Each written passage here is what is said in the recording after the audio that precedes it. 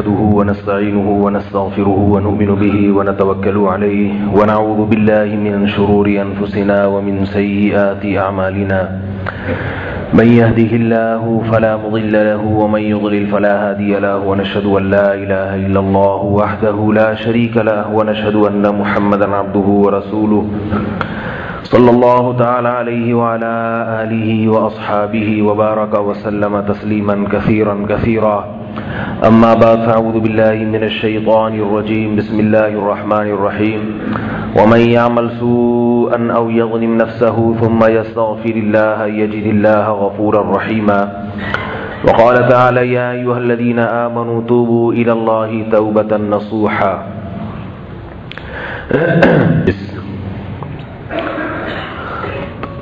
ایک عید عیسائیوں کی گزری اور ایک تو اسی عید کے بارے میں کچھ روشنی ڈالوں گا کہ اسلام میں عیدیں کتنی ہیں اور اہل بدعت نے کتنی بنا لی ہیں، ان کے دلائل کیا ہیں، اس کے جوابات کیا ہیں. مختصر، زیادہ گہرائی میں نہیں جاؤں گا کیونکہ گل ویلے دی تے پھل موسم دا، یہ بار بار مثال سناتا رہتا ہوں. بات مختصر ہو جامع ہو، دلائل مختصر ہوں جامع ہوں. اللہ تعالیٰ نے اپنے حبیب صلی اللہ علیہ وسلم کو جو دین دیا جسے اسلام کہا جاتا ہے، یہ دین عملی زندگی سکھاتا ہے انسان کو. رسول اللہ صلی اللہ علیہ وسلم سے ایک مرتبہ پوچھا گیا کہ دین کیا ہے؟ آپ نے فرمایا الدین هو النصیحہ، دین بھلائی کا نام ہے، خیر خواہی کا نام ہے. پوچھا کس کے لیے؟ فرمایا اللہ کے لیے، اس کے رسول کے لیے اور عام مسلمانوں کے لیے.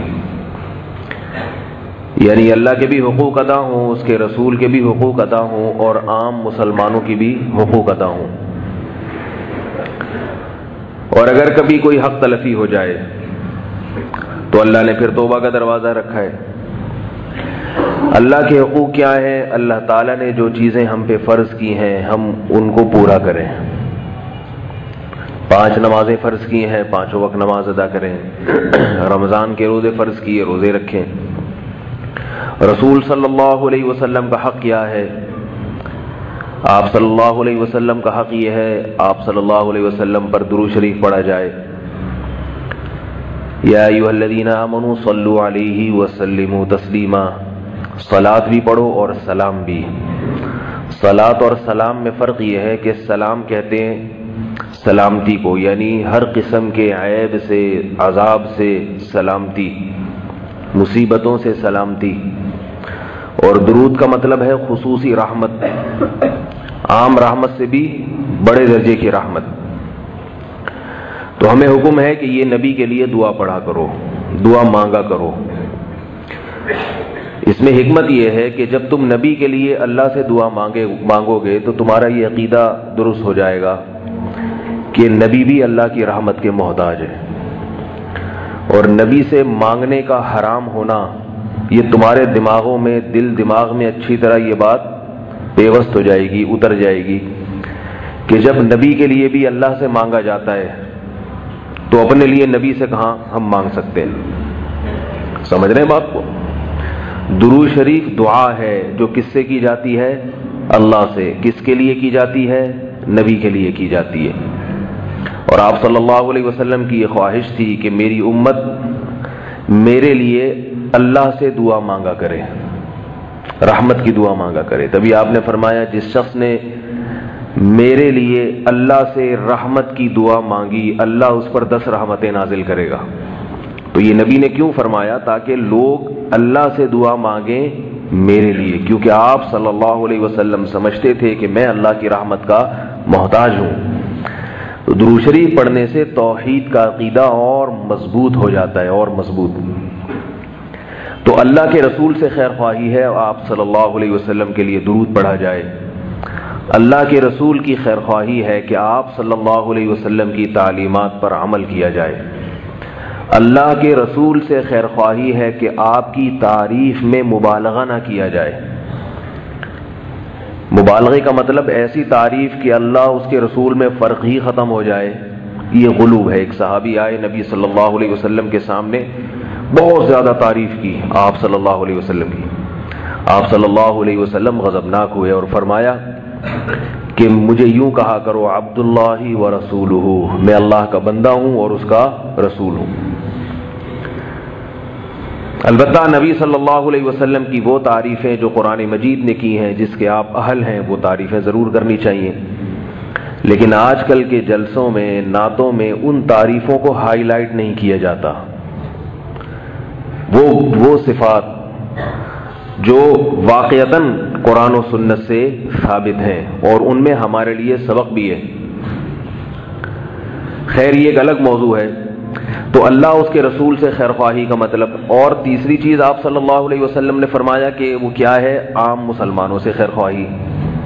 عام مسلمانوں سے خیر خواہی میں پھر درجات ہیں۔ سب سے پہلے آپ کے رشتہ دار ہیں، آپ ان کا حق ادا کر رہے ہو کہ نہیں کر رہے، والدین ہیں، رشتہ دار ہیں، پھر پڑوسی ہے، پھر آپ کے ساتھ دفتروں میں کام کرنے والے، ان کے ساتھ کیسا سلوک ہے، پھر اپنے جن کے آپ ملازم ہیں، کیا ان کو کام آپ پورا کر کے دے رہے ہیں؟ تنخواہ پوری لیتے ہیں تو کام پورا کر کے دے رہے ہیں ملازمین؟ یہ ساری چیزیں ہیں ایک جو معاشرے میں رہنا سکھاتی ہیں انسان۔ یہ ہے اصل دین۔ پھر ہمیں ہمارے نبی صلی اللہ علیہ وسلم نے اللہ کے حکم پر 2 عیدیں بھی دی ہیں، کیونکہ ہر قوم کا ایک تہوار ہوا کرتا ہے۔ آپ صلی اللہ علیہ وسلم فرمائے لِكُلِّ قَوْمٍ عِيدٌ، ہر قوم کے لیے ایک عید کا دن ہوتا ہے۔ وَلَنَا عِيدان، اور ہمارے لیے کتنے ہیں؟ 2۔ تو دیکھو بھائی، نبی صلی اللہ علیہ وسلم نے ہر قوم کے لیے ایک عید، اور ہمارے لیے عیسائیوں کی کرسمس کتنی ہوتی ہے؟ 1۔ یہودیوں کا ایک تہوار، ہندوؤں کا ایک تہوار، مسلمانوں کے 2۔ اب اس میں تیسرے کی ایڈیشن کی ضرورت نہیں۔ یہ بالکل ایسا ہی ہے جیسے ہمیں نمازیں کتنی دی گئیں؟ 5۔ اگر کوئی کہے نمازیں 6 ہیں تو بتاؤ یہ دین میں اضافہ ہو گیا کہ نہیں ہو گیا؟ اللہ کے نبی 5 دے کے گئے، آپ نے 6 بھی بڑھا دی ہے بھائی۔ 5 عیدیں دی ہیں یا 6 دی ہیں؟ 5 نمازیں دی ہیں یا 6؟ 5 نمازیں۔ اب امام صاحب نے اشراق کے وقت بھی جماعت سے نماز شروع کر دی۔ ایک رکعت میں ہمیں کتنے سجدے دیے نبی صلی اللہ علیہ وسلم نے؟ 2 سجدے۔ اب ہم کیا نہیں، نبی نے 2 دیے، ہم تیسرا بھی بنائیں گے؟ تو یہ اچھا کام ہوگا، برا کام ہوگا؟ کسی پہ طنز مقصد نہیں ہے۔ بہت سے لوگ نبی کے عشق اور محبت میں کر رہے ہیں، لیکن یاد رکھو یہ عشق اور محبت خدا کی قسم قیامت کے دن گلے پڑ جائے گا، گلے پڑ جائے گا۔ یہ عشق اور محبت میں حدود سے تجاوز مت کرو۔ عیسائیوں نے حضرت عیسیٰ سے عشق میں تجاوز کیا، جہنم کی آگ کے مستحق ٹھہرے، جہنم کی آگ کے۔ عیسائی حضرت عیسیٰ سے محبت کرتے ہیں، اس میں کوئی شبہ نہیں ہے۔ مجھ سے بہت سے لوگ کہتے ہیں کہ آج کل کے بدعتی نبی سے محبت نہیں کرتے۔ میں نے کہا کرتے ہیں، یہ غلط ہے۔ ممکن ہے آپ سے زیادہ کرتے ہوں، مگر یہ محبت قیامت کے دن قبول نہیں ہوگی۔ محبت کرنے کے آداب ہیں۔ کیا عیسائی حضرت عیسیٰ سے محبت نہیں کرتے؟ یقیناً کرتے ہیں، مگر یہ محبت مقبول نہیں ہے، کیونکہ حضرت عیسیٰ علیہ السلام کے معجزوں کو دیکھ کر عیسائی یہ سمجھے کہ حضرت عیسیٰ کے پاس بھی خدائی طاقتیں ہیں، حالانکہ معجزہ اللہ کی طاقت کی دلیل ہوتی ہے، پیغمبر کی طاقت کی دلیل نہیں ہوتی۔ معجزہ تو اللہ ظاہر کرتے ہیں، ہاتھ پیغمبر کا ہوتا ہے۔ معجزے میں پیغمبر کے ارادے تصرف کا قطعاً کوئی دخل نہیں ہوتا۔ جو یہ سمجھتا ہے کہ معجزہ پیغمبر کے ارادے اور پیغمبر نے اپنی قوت سے کیا ہے، وہ اسلام سے خارج ہے، کیونکہ پیغمبروں کو اسباب سے ہٹ کے کچھ بھی کرنے کی طاقت نہیں ہوتی، اور نہ اللہ یہ طاقت پیغمبروں کو دیتے ہیں۔ اب افسوس اس پر ہوتا ہے لوگ ان باتوں کو بھی اختلافی باتیں کہتے ہیں۔ بھائی یہ تو کلمے کا حصہ ہے۔ میں ایک چھوٹا سا واقعہ سناتا ہوں، کئی بار پہلے بھی سنایا ہے، یہ میرے بیان کی تمہید سمجھ لیں آپ، جو یہ واقعہ بتا رہا ہوں۔ لوگ کہتے ہیں نہیں ادھر جاؤ، وہ چینل والوں کے پاس جاؤ، وہ اپنی طرف گھسیٹ رہا ہے، ادھر وائٹ والوں کے پاس آؤ، یہ اپنی طرف گھسیٹ رہے ہیں، یہ کیا ہے؟ مولوی لڑا رہے ہیں آپس میں۔ میرے بھائی مولوی لوگ لڑا رہے ہیں، بعض لڑا رہے ہوتے ہیں اور بعض اس لڑائی میں بچاؤ کا کام کر رہے ہوتے ہیں۔ بعض دفعہ بچاؤ کرنے والے کو بھی پھڈے باز کہہ دیا جاتا ہے۔ حضرت مفتی شفیع صاحب رحمہ اللہ تعالی سے کسی نے کہا کہ یہ مولوی لوگ اپنے آپ کو دین کا ٹھیکیدار کیوں سمجھتے ہیں؟ دین کا ٹھیکیدار کیوں سمجھتے ہیں کہ ہم سے پوچھو، ہم جو کہہ رہے ہیں وہ صحیح ہے؟ انہوں نے فرمایا ٹھیکیدار نہیں، چوکیدار ہے۔ ٹھیکیدار میں اور چوکیدار میں فرق ہے۔ ٹھیکیدار وہ ہوتا ہے جس نے ٹھیکہ لیا ہوا اور اس کی مرضی سے ہوگا، چوکیدار وہ ہوتا ہے کہ ہوگا اللہ کی مرضی سے، لیکن یہ چوکیداری کر رہا ہے کہ وہ غلط چیز کو آنے نہیں دینا اندر۔ علماء کی دو قسمیں ہوتی ہیں، علماء سوء اور علماء حق۔ علماء سوء قرآن میں ان کا بھی ذکر ہے، علماء حق قرآن میں ان کا بھی ذکر ہے۔ جو علماء کے دو گروپوں کا انکار کر دے تو وہ قرآن کا منکر ہے۔ ہر دور میں اہل حق بھی رہیں گے اور گمراہ بھی رہیں گے۔ تو علماء سوء کا کام تو ہے دین میں الٹی سیدھی چیزیں داخل کرنا۔ جیسے کمپنی میں کوئی یا ڈیفنس کا کوئی ادارہ ہے، فوج کا حساس ادارہ ہے، اس میں ہر ایک کو گھسنے کی اجازت نہیں ہوتی۔ اس میں کچھ ایجنسی کے لوگ ہوتے ہیں، کچھ چوکیدار ہوتے ہیں، وہ کارڈ چیک کرتے ہیں، ہاں بھائی یہ آ سکتا ہے، یہ نہیں آ سکتا۔ کوئی کیسا سوٹ بوٹ پہن کے کتنی اچھی کوٹ اور ٹائی، بلکہ فوجی وردی پہن کے پہنچ جائے ڈیفنس کے ایریے میں، چوکیدار جو ہوگا نا وہ دیکھے گا کہ اس کے پاس فوج کا کارڈ ہے یا نہیں۔ وہ وردی کو نہیں دیکھے گا، وہ اس کی ٹوپی اور اس کے جوتوں کو نہیں دیکھے، وہ کہے گا کہ جتنے بھی دہشت گردی کی کاروائیاں ہوتی ہیں وہ دہشت گرد وہی لباس استعمال کرتے ہیں۔ لباس نہیں چلے گا، لباس کے ساتھ ساتھ کارڈ بھی ہوگا، انگوٹھا لگایا جائے گا، دیکھا جائے گا یہ انگوٹھا میچ کر رہا ہے کہ نہیں کر رہا۔ تو میرے بھائی علماء کی کوشش یہ ہوتی ہے کہ اسلام کامل دین ہے۔ الیوم اکملت لکم دینکم، اللہ نے فرمایا نبی صلی اللہ علیہ وسلم سے کہ آج کے دن ہم نے اپنا دین مکمل کر دیا، اب اس میں کچھ بھی نہیں اضافہ ہوگا، نہ کمی ہو سکتی ہے نہ اضافہ ہو سکتا ہے۔ اب اگر کوئی دوسری چیز اس میں آئے گی تو یہ ذمہ داری بھائی کس کی ہے؟ یہ پولیس کی ذمہ داری ہے بھائی، یہ پولیس کی ذمہ داری ہے، یہ حکومت کی ذمہ۔ حکومت تو بیچاری فارغ ہوتی ہے، اس کو تھوڑی پتہ ہوتا ہے علم کا، دین کا۔ حکومت تو خود علماء سے پوچھتی ہے، اور حکومت کی تو ذمہ داری ہے کہ وہ خود علماء سے پوچھ کے چلے۔ ہر دور میں مسلمان حکمران علماء سے پوچھ کے چلا کرتے تھے۔ تو علماء دین کے ٹھیکیدار نہ صحیح چوکیدار تو ہوں گے نا بھائی۔ تو ہمیں چوکیدار، ہم عالم تو نہیں ہیں لیکن لوگوں نے بنایا ہوا ہے، لوگ کہتے ہیں ہمارے بڑوں نے بٹھایا ہوا ہے۔ اندھوں میں کانا راجا، لوگ مجھ سے پوچھتے ہیں بھائی آپ مفتی ہیں، تو میں کہتا ہوں اندھوں میں کانا راجا والا مفتی ہوں۔ اپنے آپ کو کسی کو اسی کے منہ سے نہ مفتی کہلوایا کرو، یہ عجیب سا لفظ لگتا ہے۔ کسی سے آپ پوچھ رہے ہیں آپ نیک ہیں تو وہ کہے گا کہ میں نیک ہوں، اور اگر وہ کہہ دے میں نیک نہیں ہوں تو ساری دنیا میں ڈھنڈو، وہ خود کہہ رہے تھے میں نیک نہیں ہوں۔ تو یہ احمقانہ قسم کے سوالات ہوتے ہیں، فون کر کے پوچھنا کہ آپ مفتی ہیں، آپ بزرگ ہیں، یہ بیوقوفانہ سوال ہوتے ہیں۔ آپ کو اگر اطمینان ہے کہ یہ مفتی ہیں تو پوچھ لو، نہیں ہے تو پھر کسی اور سے پوچھ لو، بھائی ہم سے ہی کیوں پوچھوا رہے ہو؟ اگر آپ کو پتہ ہے کہ یہ مفتی ہیں، آپ نے تحقیق کر لی ہے، تو آپ پھر ان سے نہ پوچھیں۔ پھر آپ کہیں بھئی آپ اگر کہیں بھی نہ کہ مفتی نہیں ہے تو ہمارے لیے آپ ہی مفتی ہیں، آپ بتائیں ہمیں۔ اگر کسی بزرگ سے پوچھا کہ آپ نیک ہیں بزرگ ہیں، وہ جواب میں کہہ دیں کہ ہاں میں بزرگ ہوں، تو یہ کیسے بزرگ ہیں کہ جو اپنے آپ کو خود بزرگ کہہ رہے ہیں؟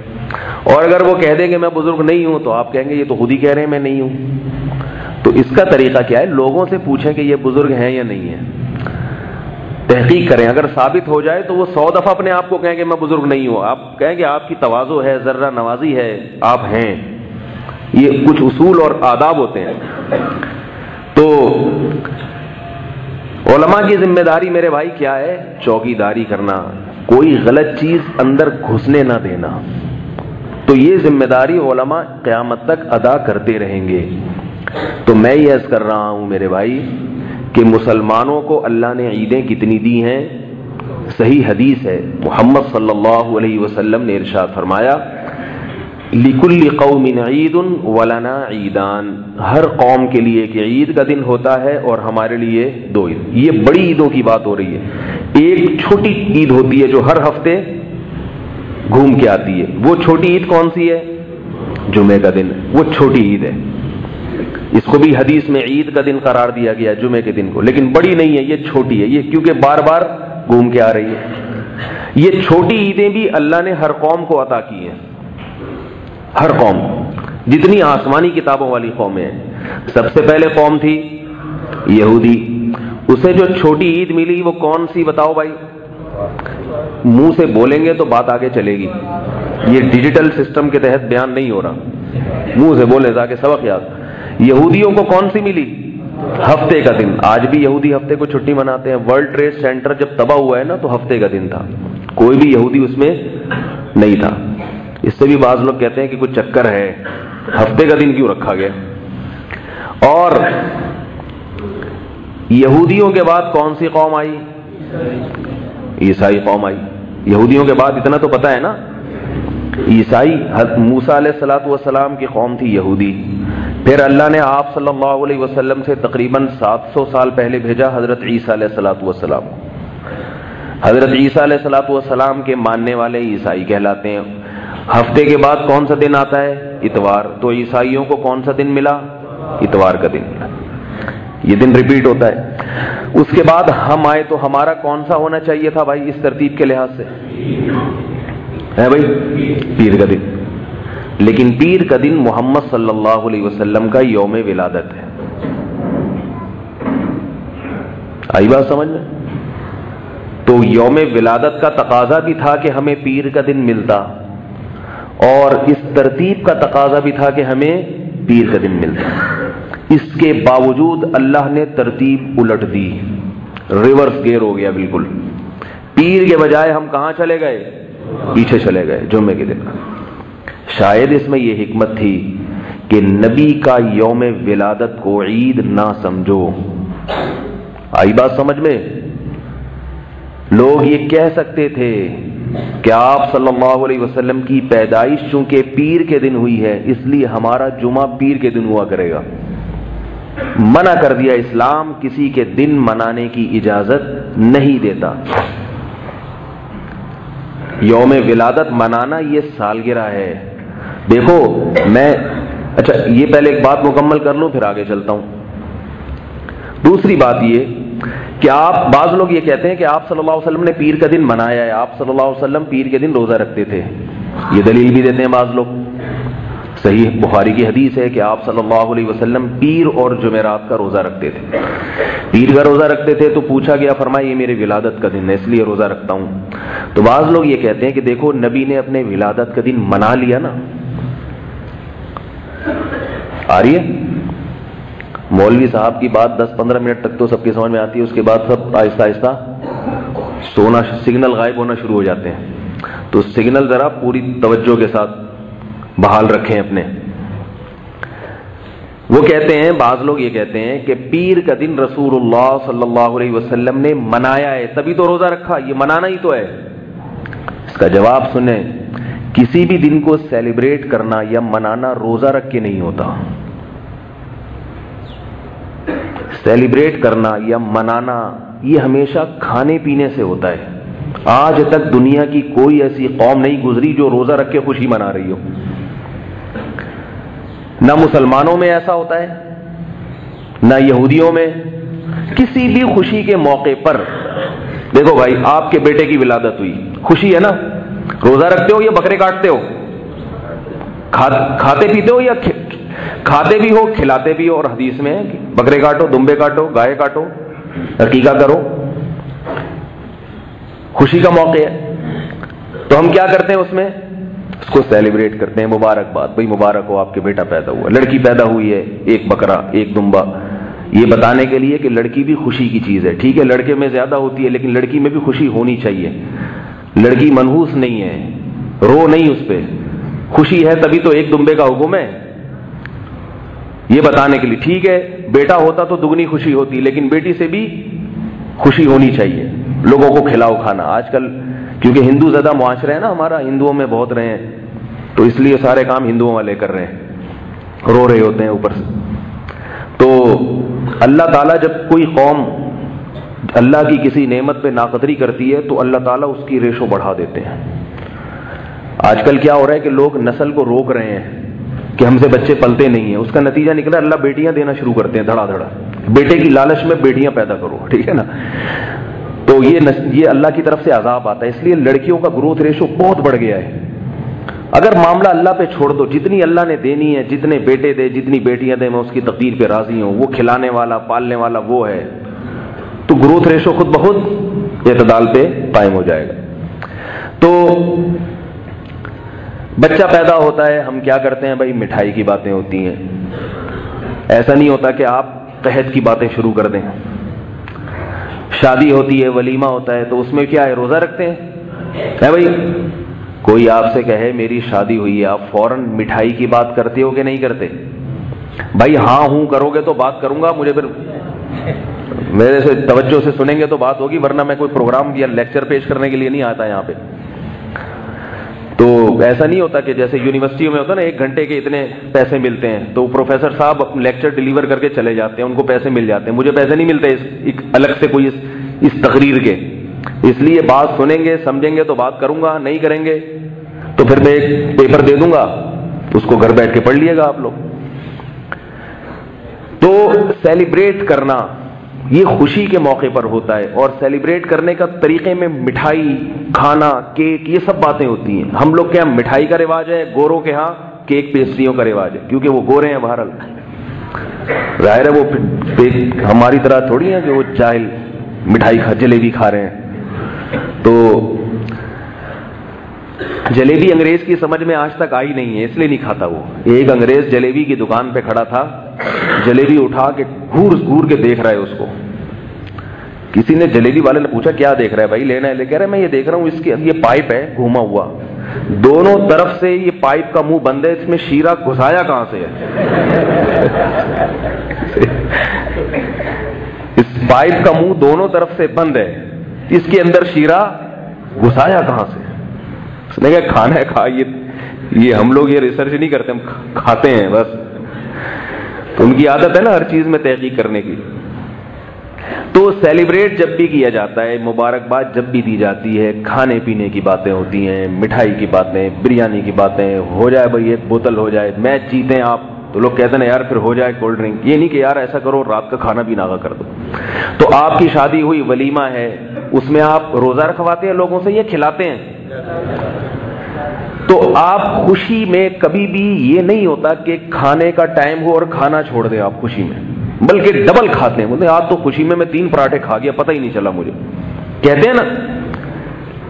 تو عجیب بات ہے, رسول اللہ صلی اللہ علیہ وسلم. اچھا عید کے دن دیکھو, عید میں اسلام میں جو عیدیں ہیں, عید الفطر, عید الاضحیٰ, اس میں روزہ رکھنا حرام قرار دے دیا.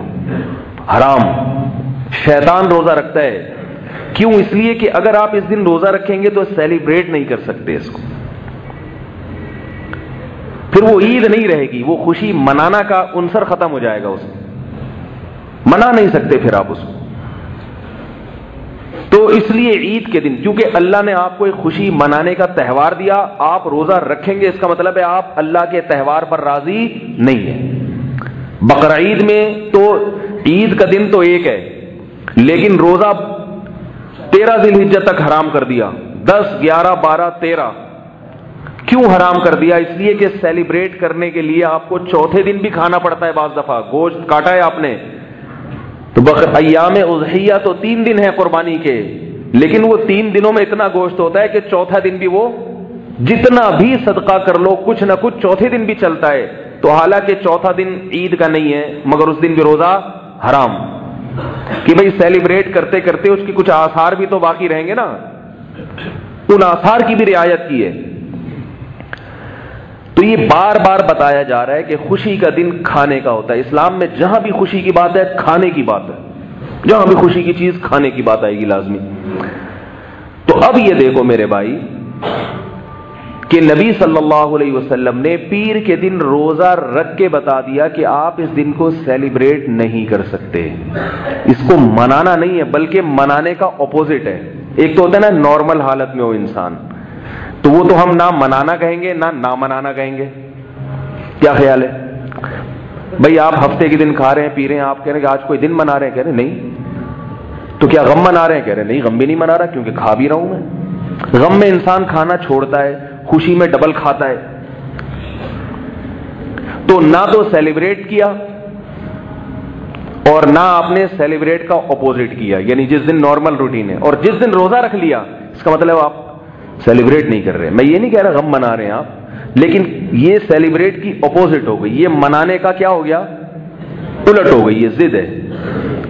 تو آپ صلی اللہ علیہ وسلم نے پیر کے دن روزہ رکھ کے یہ بتا دیا کہ نہ صرف یہ کہ یہ سیلیبریٹ نہیں کرنا بلکہ یہ سیلیبریٹ کا الٹ ہے. یہ تو شاید یہ بتانے کے لیے اللہ تعالیٰ کو تو معلوم تھا نا کہ بعد میں ایسے لوگ آئیں گے جو اس کو سیلیبریٹ کریں گے، اس کو منائیں گے، ناچیں گے، گائیں گے، اور وہ اس قادری کے مشہور گانے چلیں گے.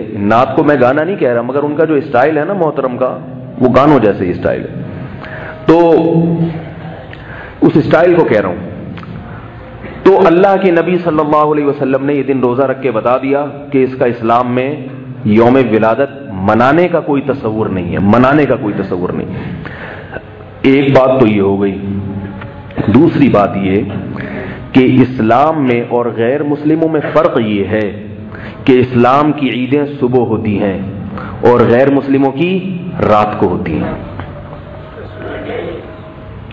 اسلام نے صبح اس لیے رکھی کہ رات کے وقت جب عید منائی جاتی ہے، رات انسان کو گناہوں کی طرف دھکیلتی ہے، کیونکہ چراغاں رات کو ہو سکتا ہے، دن میں چراغاں ممکن نہیں ہے.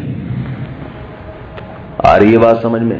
دن میں آتش بازی ممکن نہیں ہے کیونکہ سورج کی روشنی ہر قسم کی ہری بتیوں، کیا لال بتیاں، جو بھی بتیاں ہوں، وہ سورج کی روشنی میں کوئی بتی نہیں رہتی. اور رات کے وقت بتیاں جلتی ہوئی نظر آتی ہیں.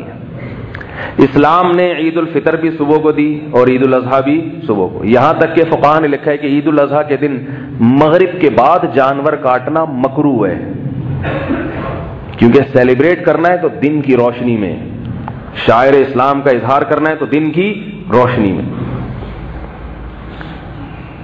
تو کیا اصول پتا چلا؟ اسلام ہمیں کب عید منانے کا حکم دیتا ہے؟ صبح صبح. جتنی عیدیں ہیں صبح صبح کے ٹائم پہ ہیں. جمعے کا دن دیکھ لو، جمعہ بھی عید ہے نا.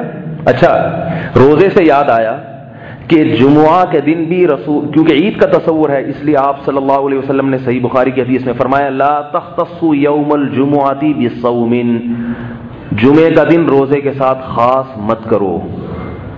کیونکہ بعض یہ ہو سکتا تھا کہ جمعے کا دن بڑا دن ہے تو بعض لوگ یہ سوچ کے روزہ رکھیں گے کہ آج جمعہ ہے تو زیادہ ثواب ملے گا. آپ نے فرمایا نہیں، منع کر دیا. اسی لیے علماء کہتے ہیں کہ خاص جمعے کے دن کو بنیاد بنا کے روزہ رکھنا جائز نہیں ہے. لیکن چونکہ یہ چھوٹی عید ہے اس لیے روزہ حرام نہیں بلکہ مکروہ ہے، کیونکہ بڑی عید میں تو حرام ہے اور جمعے کے دن کیا ہے؟ مکروہ ہے. ہاں اگر کسی کا پہلے سے روزہ رکھتا آ رہا ہے، جیسے ایام 20 کے روزے رکھتا ہے کوئی، اس میں جمعہ آ گیا تو ایک الگ بات ہے، وہ ایام 20 کے روزے کہلائیں گے، جمعے کا روزہ نہیں کہلائے گا. یا کسی کی چھٹی جمعے کو ہوتی ہے، اس کو روزہ جمعے کے دن آسان لگتا ہے اس لیے رکھ رہا ہے، وہ جمعے کی وجہ سے نہیں رکھ رہا بلکہ وہ اس لیے کہ میری چھٹی ہے اس لیے رکھ رہا ہے، وہ ایک الگ چیز ہے. اسپیشل جمعے کو بنیاد بنا کے روزہ رکھنا جائز نہیں ہے. اس سے بھی پتہ چلتا ہے کہ جمعے کا دن چونکہ عید ہے نا، عید اس لیے اس میں بھی روزہ رکھنا منع کر دیا.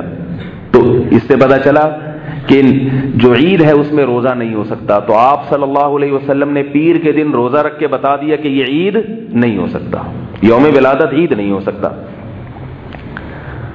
جمعے کے دن خطبہ ہوتا ہے، 2 رکعتیں ہوتی ہیں. عید الفطر میں بھی خطبہ ہوتا ہے، 2 رکعتیں ہوتی ہیں. عید الاضحیٰ میں بھی خطبہ ہوتا ہے، 2 رکعتیں ہوتی ہیں. عید کی نماز کے لیے بھی اجتماع ضروری ہے. 1-2 آدمی نہیں پڑھ سکتے عید کی نماز، جبکہ عام جماعت میں 1-2 آدمی بھی پڑھ لیتے ہیں. جمعے کے لیے بھی اجتماع ضروری ہے. ساری وہی شرطیں ہیں جمعے کی جو عید اور بقرعید کی شرطیں ہیں. اور دن کا، اس میں بھی دن کا وقت رکھا گیا. دوپہر کو نماز ہوتی ہے، جمعے کی نماز عشاء میں نہیں ہوتی. تو سیلیبریٹ کرنے کے لیے یہ بھی کب رکھا گیا ہے؟ دن کی روشنی میں. اس میں بھی بتیاں اور چراغ اور آتش بازی ممکن نہیں ہے کیونکہ آتش بازی کی جو لائٹیں ہیں وہ دن کی روشنی میں نمایاں نہیں ہوتی. تو اب دیکھو عیسائی کب مناتے ہیں؟ رات کو. کل رات 12 بجے کے بعد عیسائیوں نے منانا شروع کر دی. اس میں جو انہوں نے کرنا تھا، جو بھی حساب کتاب ہوتا ہے ان کا، وہی جانتے ہیں، ہم نہیں جانتے اس کو. تو لیکن وہ سارے 12 بجے تیار شیار ہو کے دھو دھا کے نہا دھو کے نکل آتے ہیں وہ سڑکوں پہ. اتنا ہم نے دیکھا ہے. ہمارے علاقے میں کوئی عیسائی تھے تو ایک دن میں نے دیکھا کہ وہ پتہ نہیں کیا ہو رہا ہے, جب نہا دھو کے پتہ چلا 12 بجے کے بعد نکل رہے ہیں سارے. تو یہ خود کیونکہ رات کا وقت گناہوں کی طرف آتش بازی کی طرف لے کے جاتا ہے انسان کو, گناہوں کی طرف لے کے جاتا ہے. اس لیے اسلام نے عیدیں رکھی ہیں دن کے وقت. صبح صبح اٹھو, نہا دھو کے نماز پڑھو, چلو اور گھر جا کے کھاؤ پیو, بس یہ عید ہو گئی.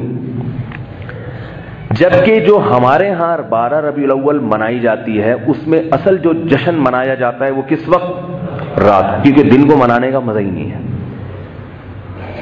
دن میں وہ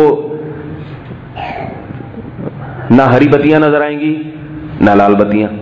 منوڑا کو کسی نے بتایا کہ اتنا زبردست سجایا گیا سمندر کو لانچ پہ, خوب خوبصورت لائٹیں اور یہ وہ, تو یہ دن میں تو ہو ہی نہیں سکتی بھائی. تو یہ خود اس کی علامت ہے کہ یہ ایک بدعت چیز ہے جو شریعت کے مزاج کے خلاف, کہیں سے بھی شریعت کے لحاظ سے یہ میچ نہیں کرتی ہے. یہ تو جب ہے جب 12 تاریخ کو یوم ولادت مان لیا جائے, فرض کر لیا جائے تو ہے, پھر یہ منانا جائز نہیں ہے. لیکن حقیقت یہ ہے کہ 12 تاریخ یوم ولادت ہے ہی نہیں.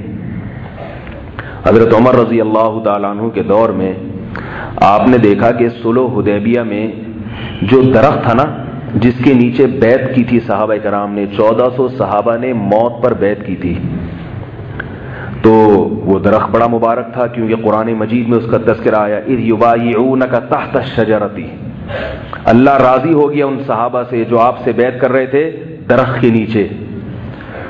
اب کیا ہوا, کیونکہ وہ بعد میں جب کمزور ایمان والے لوگ آئے تو وہ حضرت عمر نے پہلے ہی درخت کٹوا دیا تاکہ پوجا پاٹ نہ شروع ہو جائے. لیکن اب کچے ایمان والے جو ہوتے ہیں نا, جن کو عشق کا جنون تو ہوتا ہے مگر عشق کے آداب نہیں پتہ ہوتے ان کو.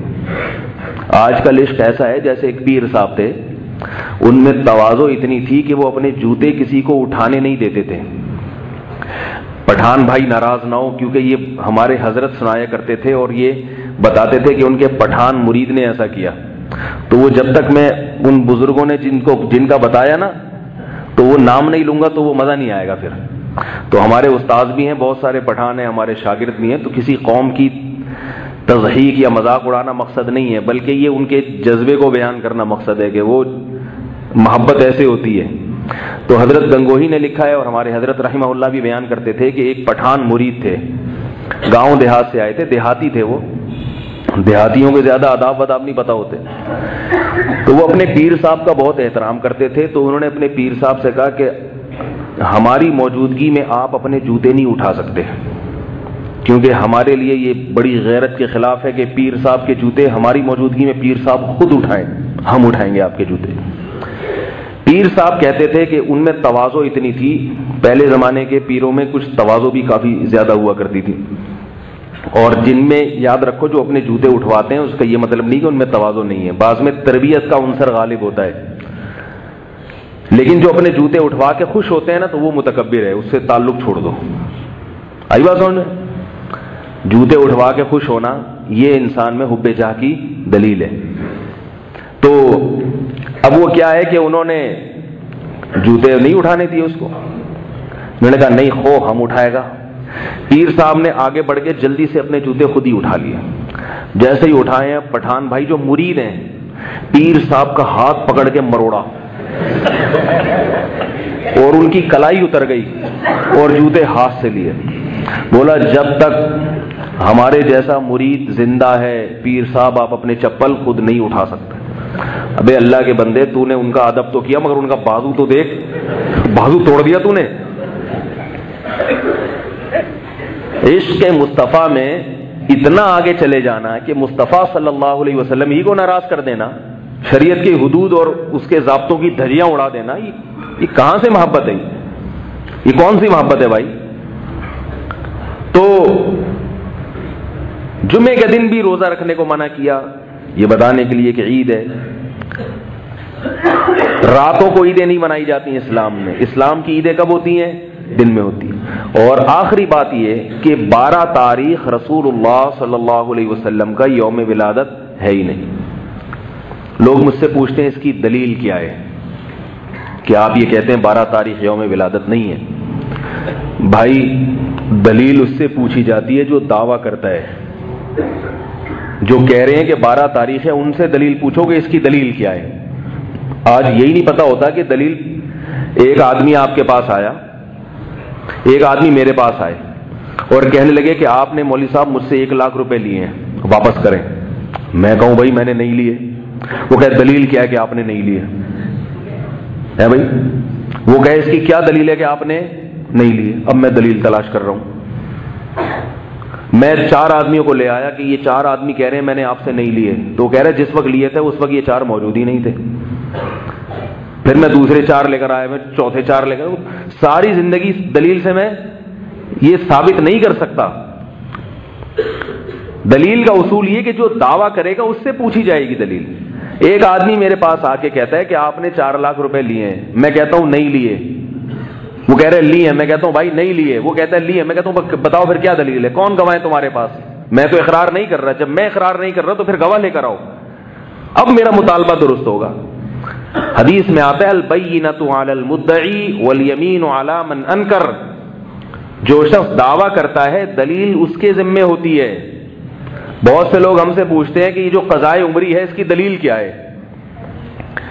کہتے ہیں نا بھائی 20 سال نماز نہیں پڑھی تو اب قضائے عمری پڑھنا ضروری ہے. علماء کہتے ہیں نا, چاروں مذاہب کے علماء کہتے ہیں, حنفی بھی, مالکی بھی, شافعی بھی, حنبلی بھی, سارے 1400 سال میں جتنے بڑے بڑے فقہاء ہیں سب یہی کہتے ہیں کہ حتیٰ کہ علامہ ابن تیمیہ رحمۃ اللہ علیہ وہ بھی یہی کہتے ہیں کہ آپ کے ذمے بہت ساری نمازیں قضا ہو گئیں تو وہ پڑھے بغیر معاف نہیں ہوں گی.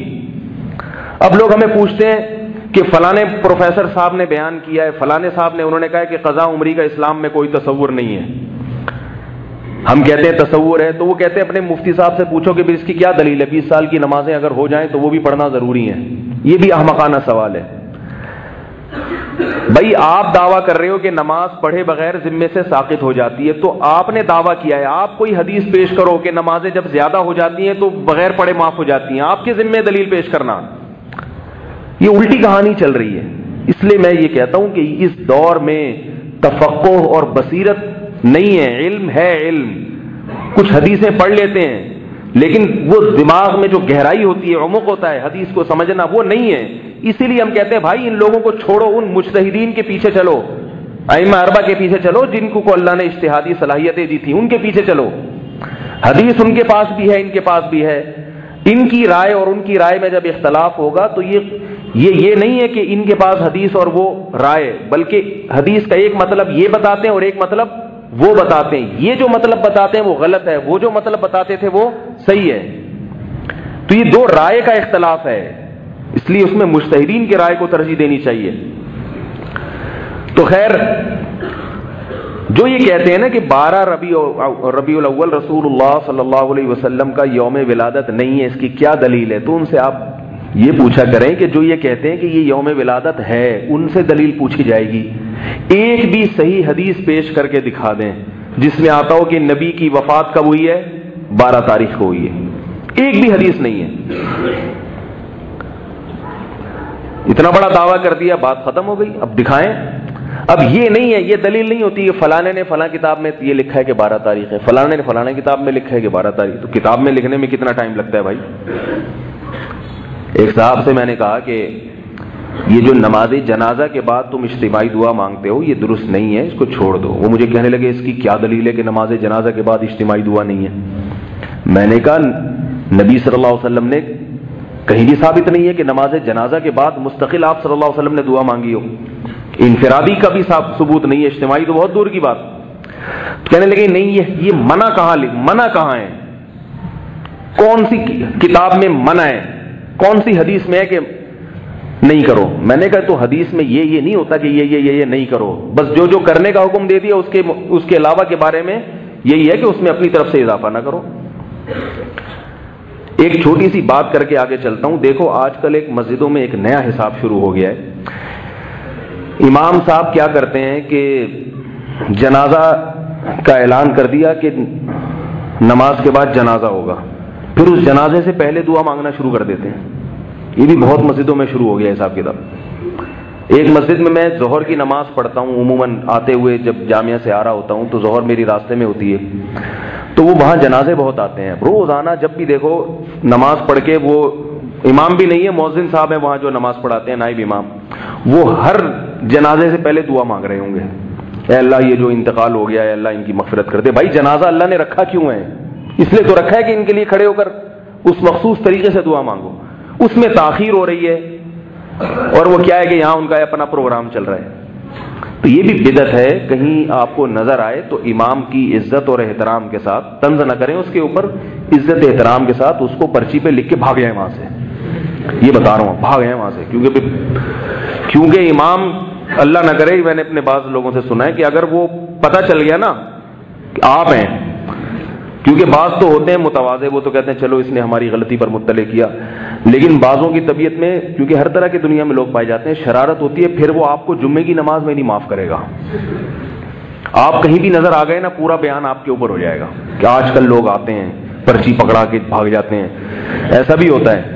پھر امام کی اور عظمت دل میں خراب ہوتی ہے، اسی کے پیچھے نماز ہی پڑھتے ہیں، پھر اسی کی دل میں برائی آئے تو یہ نماز بھی خراب ہوتی ہے اس سے انسان کی.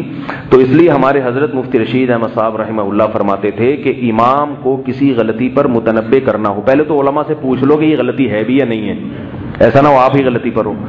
تو کہیں آپ دیکھیں کہ امام صاحب فرض نماز کے بعد جنازے کے لیے دعائیں کروا رہے ہیں، اللہ ان کی مغفرت کر دے، ایسی ایسی دعائیں پورے نام لے لے کے. میں ایک مسجد میں نماز پڑھ رہا تھا، اپنی جماعت نکل گئی میری، وہ تھوڑا گرین شیڈ تھا ان میں، تو حیدرآباد کی بات ہے، تو میرے ساتھ میرا شاگرد بھی تھا. ہماری نماز نکل گئی، سفر میں تھے ہم نے، جب نماز پڑھ رہے تھے تو ہمیں امام صاحب کی دعا کی آواز آ رہی، اے اللہ ستار بھائی کی مغفرت کر دے، انہوں نے اتنے پنکھے لگائے ہیں مسجد میں، اے اللہ غفار بھائی نے یہ اے سی انہوں نے لگوایا، ان کی مغفرت کر دے. جو جس نے جہاں جہاں لگوایا سب کو ہائی لائٹ کیا جا رہا ہے. ہمارے لیے نماز میں ہنسی روکنا مشکل ہو گیا تھا. یار یہ کیا، یہ کوئی پروگرام چل رہا ہے، یہ دعا ہو رہی ہے، یہ سیاست ہے، یہ دعاؤں میں بھی سیاستیں چل رہی ہیں. تو اب کیا ہے کہ جنازہ تگڑا آ گیا، تگڑا جنازہ نا، جنازے کی بھی دو قسمیں ہوتی ہیں. یہ غریب غربا کا چلو اے اللہ مغفرت کر دے، چلو بیٹا صحیح کافی ہے ہو جائے گی. ایک ہے ذرا کوئی سیٹھ صاحب کا جنازہ ہے، ذرا تگڑا قسم کا جنازہ. پھر وہ جنازہ تو اللہ نے تو سب کا ایک ہی جیسا رکھا ہے نا. اللہ نے جو مغفرت کی دعا اللہم اغفر لحینا ومیتنا وشاہدینا، وہ تو سب کا، اور بھی حدیث میں دعائیں ہیں، وہ تو سب کی ایک ہی جیسی ہیں. اس میں یہ نہیں دیکھا جاتا یہ 20ویں گریڈ کا آفیسر ہے یا کوئی چپڑاسی ہے، موچی ہے، سب ایکویلٹی، سب برابر نظام رکھا اللہ نے. اب اگر امام صاحب جنازہ پڑھائیں گے جو چندہ دیا کرتے تھے تو ان کا بھی شریعت میں ان کا بھی ویسا ہی ہے جو چندہ نہ دینے والے کا ہے، کوئی فرق نہیں. تو اب امام صاحب کیا کرتے ہیں کہ تھوڑا سا اپنی طرف سے تڑکا لگاتے ہیں تاکہ اس کے لواحقین کو پتہ چلے کہ ہم نے بھی دینا ہے، یہ سلسلہ ہمارا ختم نہیں ہونا چاہیے، ورنہ ہمارا بھی جو ہے نا وہ ہول سیل کے حساب سے ہو جائے گا جنازہ. تو وہ ریٹیل پرائز پہ جنازہ پڑھوانے کے لیے پھر امام صاحب نماز کے بعد پھر لمبی لمبی دعا مانگتے. جنازہ رکھا ہوا ہے، اسلام کہہ رہا ہے، شریعت کہہ رہی ہے کہ جنازے میں تاخیر مت کرو. نبی نے فرمایا حضرت علی سے 3 چیزوں میں تاخیر مت کرو. ان 3 چیزوں میں ایک کیا ہے؟ جنازہ. یہاں تک کہ صحابہ کرام کی جب میت ہوتی تھی، انتقال ہوتا تھا، بعض دفعہ نبی کو اطلاع دینے سے پہلے دفنا دیا کرتے تھے، کیونکہ رات کو انتقال ہوا، آپ صلی اللہ علیہ وسلم کو جگائیں گے تو نیند خراب ہونے کا اندیشہ ہے، فجر تک انتظار کریں گے تو جنازے میں تاخیر ہوگی، اس لیے رات ہی کو دفنا دیا. حالانکہ محمد صلی اللہ علیہ وسلم کسی پہ جنازہ پڑھے کتنی بڑی خیر و برکت ہے، لیکن صحابہ جانتے تھے کہ تاخیر، یہ تھے سنتوں، اصل سنت پہ حرص اس کو کہتے ہیں. تو اب کیا ہے کہ وہ امام صاحب کا پروگرام چلتا ہے نماز کے بعد، یا اللہ ان کی مغفرت کر دے، یا اللہ وہ جنازہ پڑھا ہوا ہے، وہ کہہ رہا ہے بھائی یہ مغفرت کے لیے اللہ نے جو طریقہ بیان کیا ہے جنازے کی دعا وہ پڑھو نا. تو جیسے نماز جنازہ کے بعد دعا جائز نہیں ہے، بدعت ہے، اسی طرح نماز جنازہ سے پہلے بھی ناجائز ہے. تو کہیں کسی مسجد میں دیکھیں، کیونکہ لوگ کہتے ہیں کہ آپ خود کیوں نہیں بتا دیتے، یاد رکھو ہر آدمی اپنی فیلڈ کو اچھا صحیح طرح سمجھتا ہے. مولوی صاحب جب ایک دوسرے مولوی صاحب کو اس طرح کی باتیں شروع کر دیں تو پھر تھوڑا سا دلوں میں کچھ خطرہ ہوتا ہے. تو اس لیے اس کا بہترین طریقہ یہ ہے، پرچی لکھیں اور ایسی جگہ ڈال کے غائب ہو جائیں، وہاں سے رائٹنگ سے بھی نہ پکڑے جائیں. تو اس سے فائدہ ہوگا کہ وہ دیکھیں گے بھائی ذرا میں اس کی تحقیق کر لوں کیا واقعی ایسا ہے یا نہیں. ہر انسان سے خطا ہو سکتی ہے, میں کسی کی توہین نہیں کر رہا, مجھ سے بھی غلطیاں ہوتی ہیں بعض دفعہ, لوگ مجھے بتاتے ہیں, میں دیکھتا ہوں ہاں بھائی اگر یہ واقعی غلطی ہے تو میں اس سے رجوع کرتا ہوں, نہیں ہوتی تو بتا دیتا ہوں بھائی آپ کو غلط فہمی ہوئی ہے. تو کوئی بھی دنیا میں ایسا نہیں ہے جو ہے وہ دودھ کا دھلا ہوا ہو, اس سے کوئی خطا ہی نہ ہو سکتی ہو. تو کسی امام میں یہ غلطی دیکھیں تو طنز نہ کریں. ہمارے ہاں ہوتا یہ ہے کہ جب کوئی چیز سیکھتے ہیں تو جا کے پھر طنز شروع کر دیتے ہیں, وہ یہ کر رہے ہیں, وہ فلانے نے کہا تھا یہ بدعت ہے لہٰذا مولوی بدعتی ہیں. تو چھوٹی چھوٹی باتوں پہ بدعتی ہونے کا فتویٰ نہ لگایا کریں, بس سمجھا دیا کریں, اور ایک دفعہ سمجھا دیں اس کے بعد دوبارہ نہ چھیڑیں. ہمارے ذمے بات پہنچانا ہے, منوانا نہیں ہے. فتنہ وہاں کھڑا ہوتا ہے جہاں منوانے کے لیے مسلط ہو جاتے ہیں.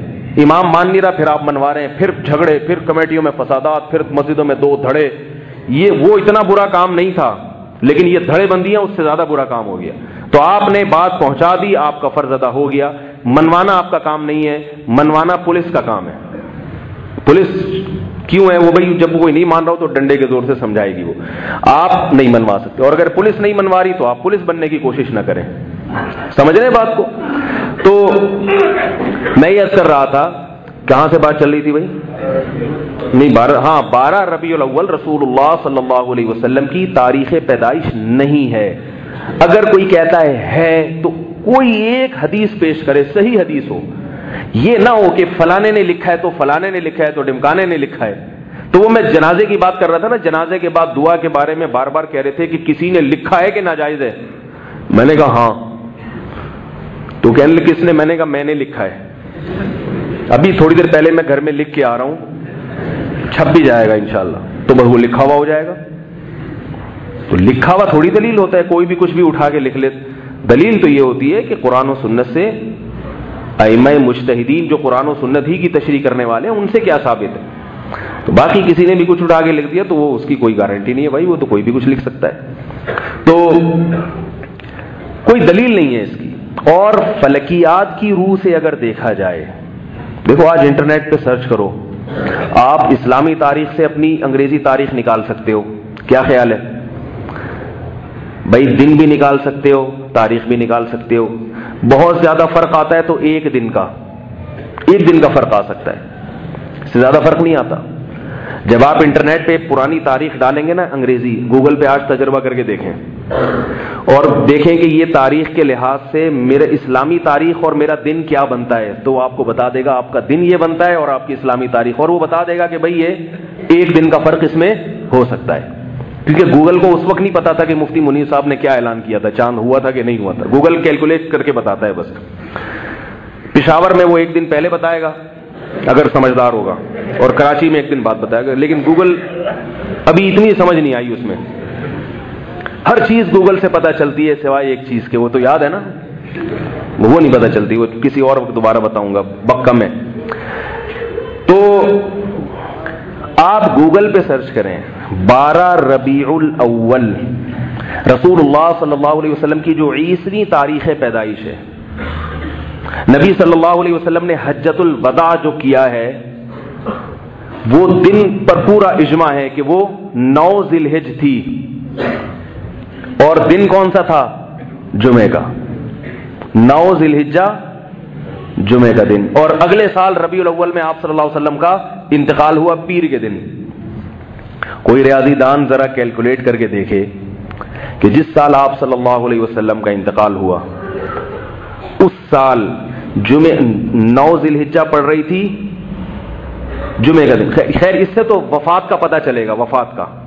ولادت کا بھی اسی طرح کیلکولیٹ کیا جا سکتا ہے, یہ تو وفات کا پتہ چلے گا, اگلے سال وفات ہوئی ہے نا آپ کی, تو جس سال آپ صلی اللہ علیہ وسلم کی ولادت ہوئی ہے اس سال آپ صلی اللہ علیہ وسلم وہ جو ولادت ہوئی پیر کا دن تھا, اور اس پر بھی اتفاق ہے کہ مہینہ ربیع الاول کا تھا.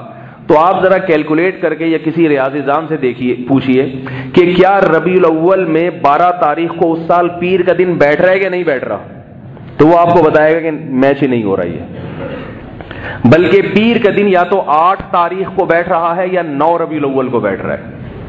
اسی وجہ سے محقق علماء کہتے ہیں کہ اس بات کا زیادہ امکان ہے کہ آپ صلی اللہ علیہ وسلم کا یوم ولادت 8 ربیع الاول یا 9 ربیع الاول ہے, اور اس میں بھی 8 کو زیادہ ترجیح دی ہے.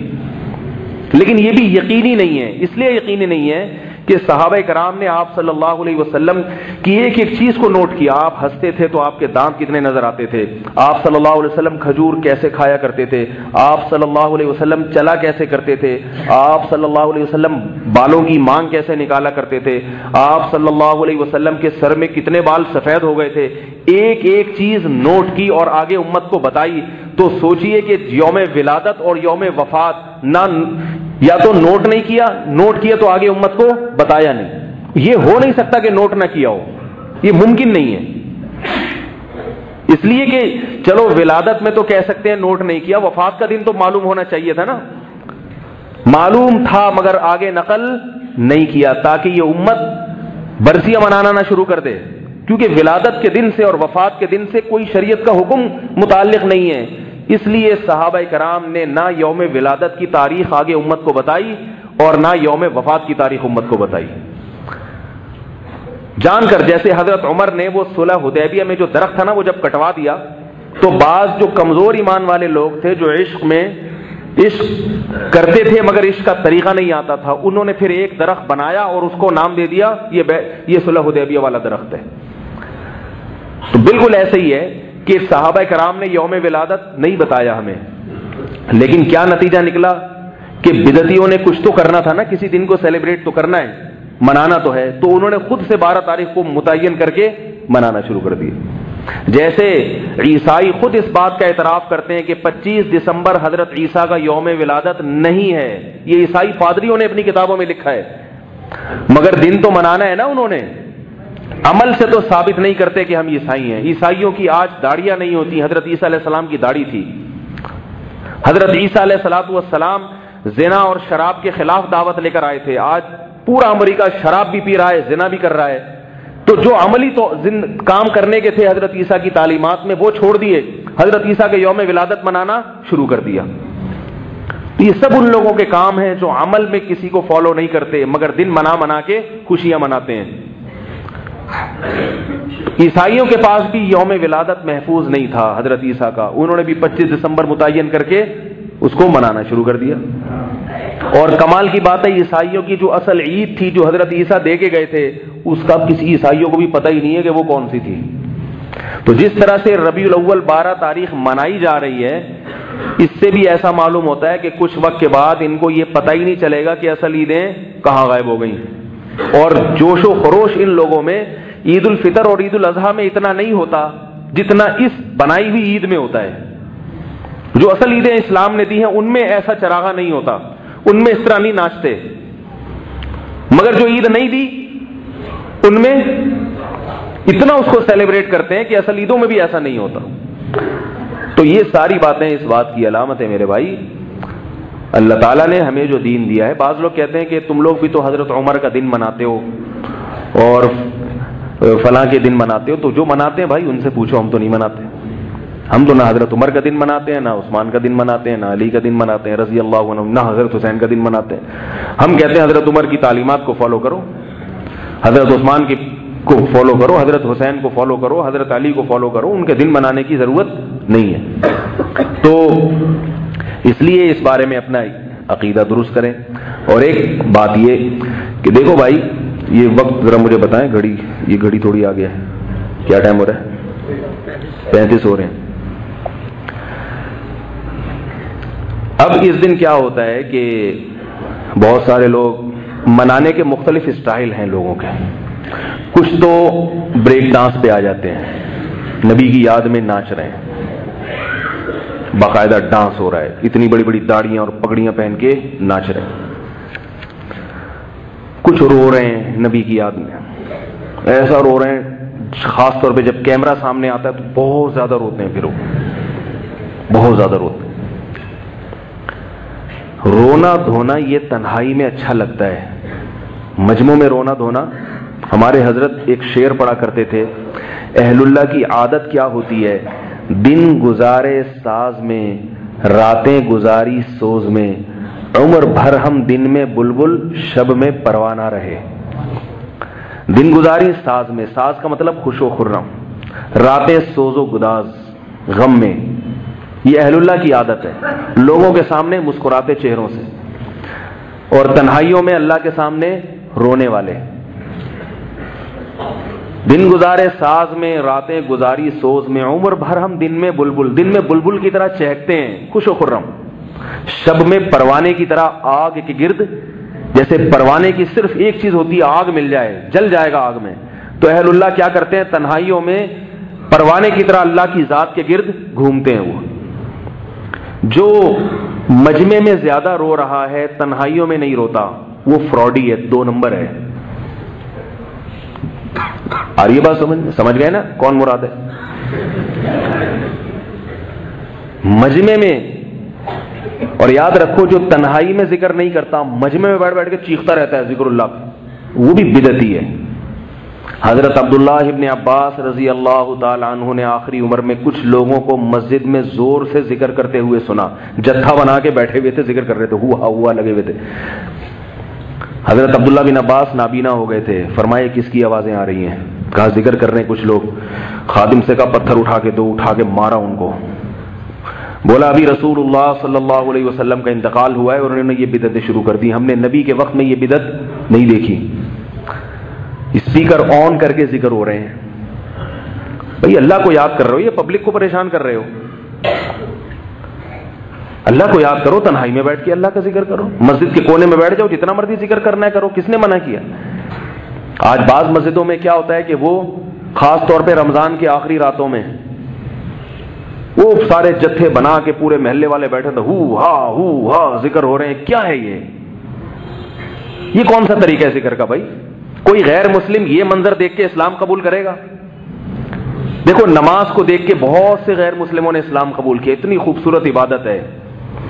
روزے کو دیکھ کے بہت سے غیر مسلموں نے اسلام قبول کیا، مگر یہ اس طرح مسٹنڈوں کی طرح بیٹھا ہوگا نا، ہو ہا کر رہا ہوگا، وہ کہے گا یہ بھی کچھ ہمارے یہاں کچھ ہوتے ہیں دیوانے، یہ بھی وہی ہیں. جو سنت طریقہ ہے اور جو صوفیاء کرام بعض دفعہ ضربیں بتاتے ہیں کہ اللہ ہو کی ضربیں لگائی جائیں، وہ ضربیں بذات خود مقصود نہیں ہوتی. وہ کیا ہوتا ہے، اللہ کا نام دل میں بٹھانے کے لیے ایک مشق کرائی جاتی ہے، اس کو سنت نہیں سمجھا جاتا. تو جب وہ قرار نصیب ہوتا ہے تو وہ چھڑوا دیتے ہیں. اس میں بھی یہ ضروری ہے کہ اگر وہ پبلک کو اکٹھا کر کے باقاعدہ اعلان کر کے مجلس ہوگی تو وہ بھی بدعت بن جائے گی،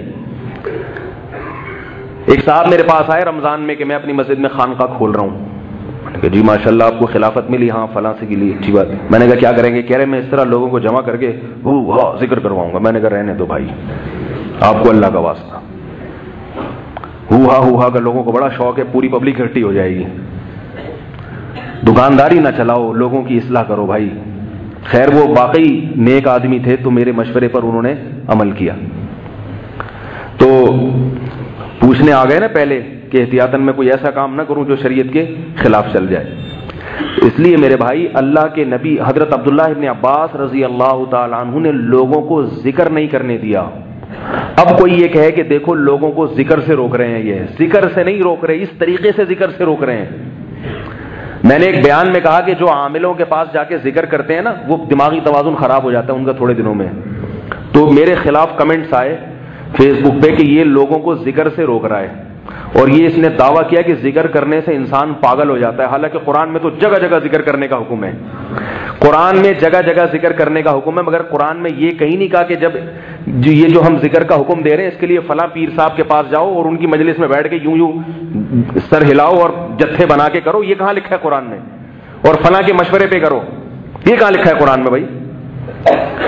یہ جو روحانی پیر ہیں ان کی بات کر رہا ہوں، روحانی علاج والے پیر جو ہمارے مشائخ بزرگ ہیں، وہ جو ذکر بتاتے ہیں وہ تو ہر ایک کی حالت کو دیکھ کے کہ بھئی یہ اس کو اس ذکر سے فائدہ ہوگا، اس میں اللہ کی محبت آئے گی، اس کو اس ذکر سے اللہ کی محبت. وہ جن چڑیل بھگانے کے لیے نہیں ہوتے، وہ اللہ کی محبت پیدا کرنے کے لیے ہوتے ہیں. وہ ہر ایک کے حالات کے لحاظ سے مختلف ہو سکتے ہیں، لیکن یہ جو جنات بھگانے والے لوگ جو ذکر کراتے ہیں یہ سب دماغی توازن کی خرابی ہے.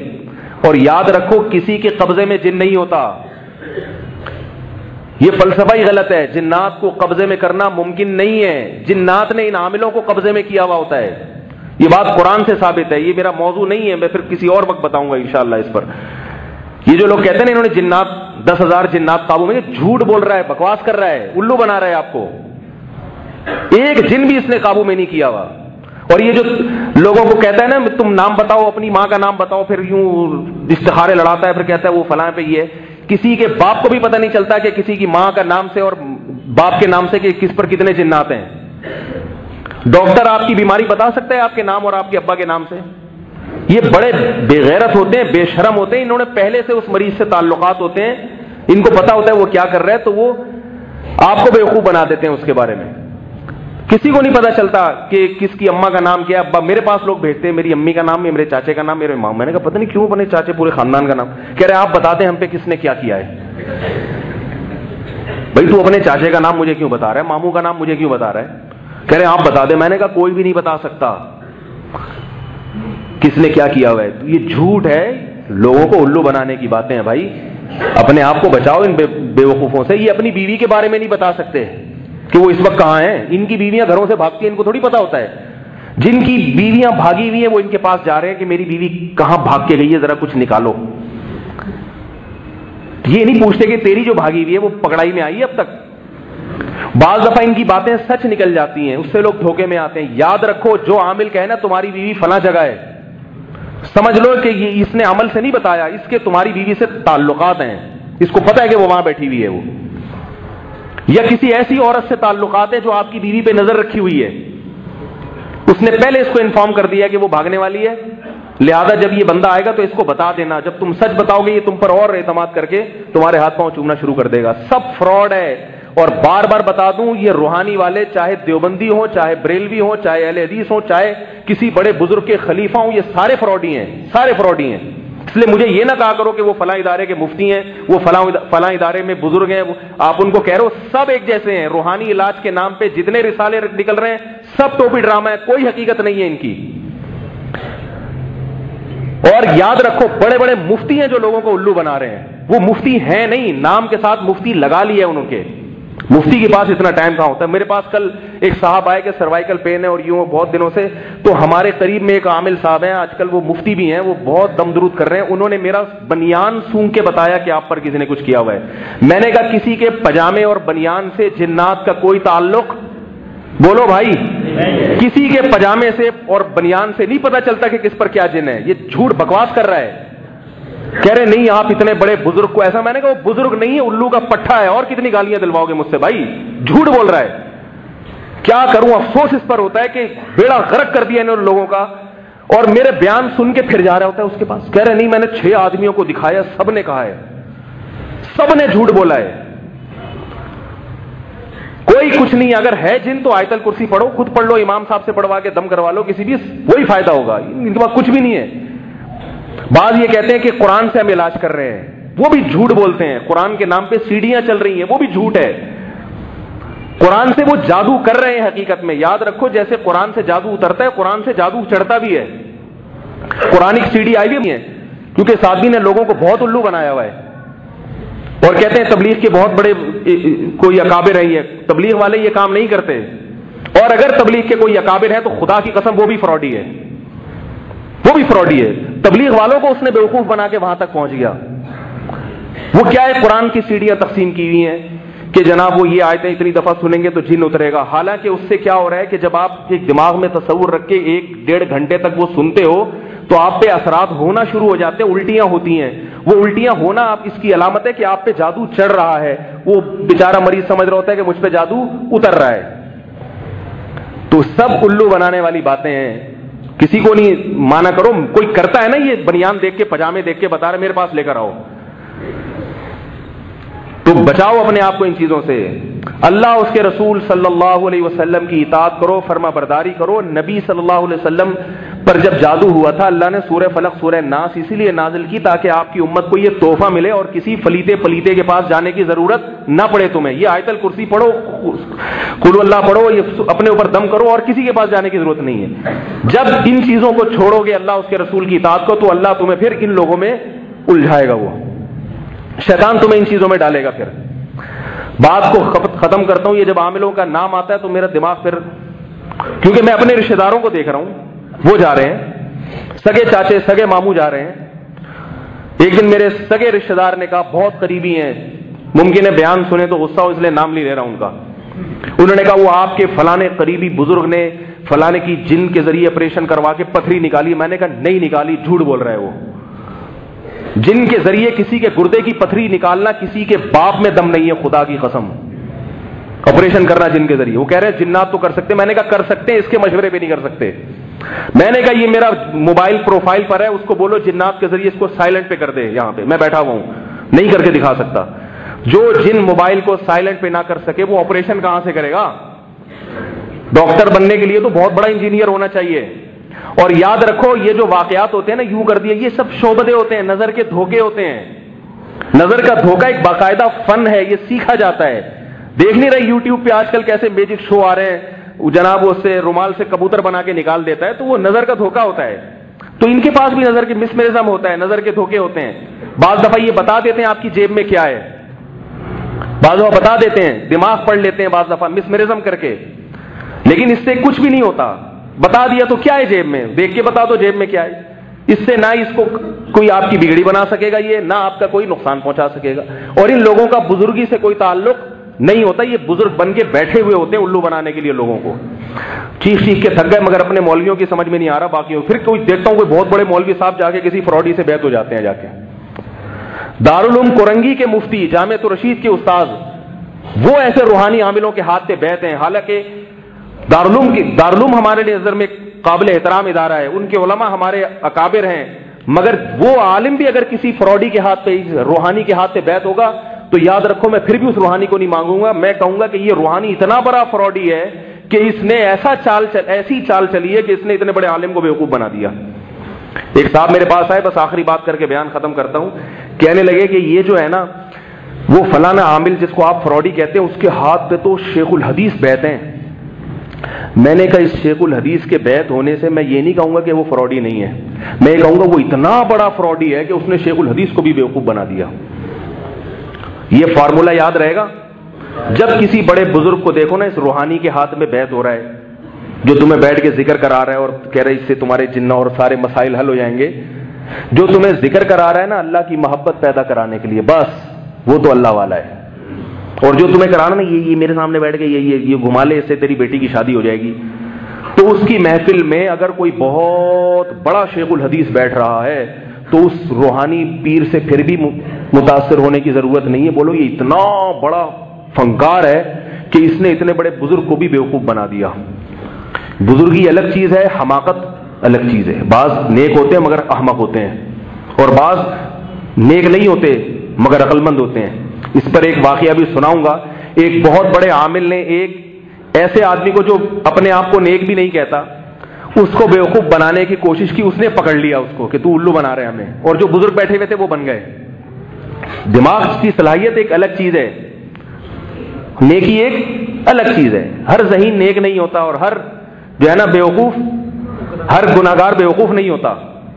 تو عقل ہونی چاہیے ان کم بختوں کو پکڑنے کے لیے۔ بنیان سونگ رہا ہے، پجامے سونگ رہا ہے تمہارے، بولے تو کیوں سونگ رہا ہے میرا بنیان، شرم نہیں آتی تجھے؟ اللہ تعالیٰ ہدایت عطا فرمائے۔ پھر انشاءاللہ ایک واقعہ سناؤں گا بیان کے بعد، اللہ عمل کی توفیق عطا فرمائے۔